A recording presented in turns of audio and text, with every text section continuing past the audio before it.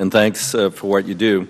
I'm going to return to a theme I've brought up for years, which is that Congress is not adequately funding the Corps of Engineers.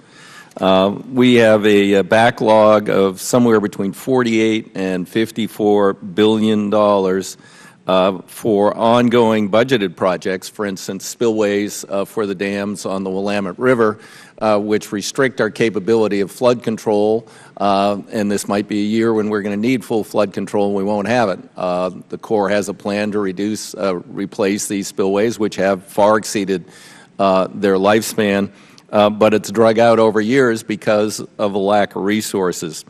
And that occurs all around the country.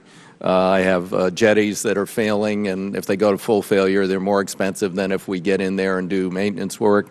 Again, for Coos Bay, we've begun, at least on the Columbia River, on the critical jetty there and the worst harbor entrance in North America. But, you know, that's a huge backlog. And we began to deal with at least one side of it. Obviously, the Corps' jurisdiction goes far beyond you know, things that are eligible for monies out of the Harbor Maintenance Trust Fund, but when they have to balance between harbor maintenance issues and inland issues or dams or whatever, it makes their job all the more difficult. So I congratulate the chairman on what we did and other members who were involved in that a couple of years ago. I actually started working on the idea of capturing the Harbor Maintenance Trust Fund with Bill's dad, Bud, back in the mid-'90s. And it took us a long time to get there, but Bill delivered. Now, the administration, unfortunately, I don't know what was submitted by the Corps, but after the green eyeshade trolls at OMB got done with it, you didn't meet our goal, which was 71% in the President's recommended budget of the harbor maintenance taxes. Now, this is something that, you know, should resonate on both sides of the aisle. We assess a tax, a minuscule tax. It's 1.25 mils. That is 0.125 cents on the value of products moving through our ports. It raises about $1.5 billion a year, yet for years Congress has diverted those funds elsewhere. Who knows where or for what, as opposed to the intended purpose. We have begun to move toward full allocation of those funds for their intended purpose. I hope in the next word of reauthorization we can move that process even more definitively and more quickly. But I would also second Representative Kirkpatrick's concerns about the difficulty of the application process.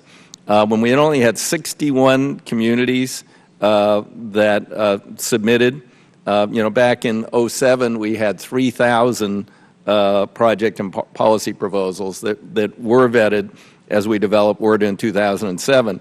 And now there's only 61 projects across the whole United States that might be eligible. I think, as she said, the process is too complicated and it needs some additional work on the administrative side. But then also to chastise the majority a little bit, you know, this wacky ban on earmarks where you say, gee, we don't want elected representatives of the people to determine where their tax dollars are spent. We want the bureaucrats in Washington, D.C. To decide where that money will be spent.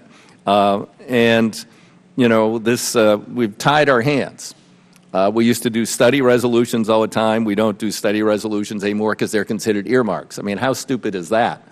And so I would hope that we can also confront our in-house crippling of that has been put in place under misbegotten rules, and that we could challenge that also in this next worded bill.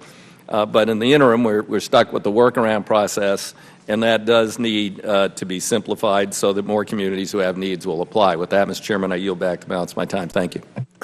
Thank you. At this time, I want to welcome the Honorable Assistant Secretary of Army, Secretary Darcy of Civil Works, and Lieutenant Colonel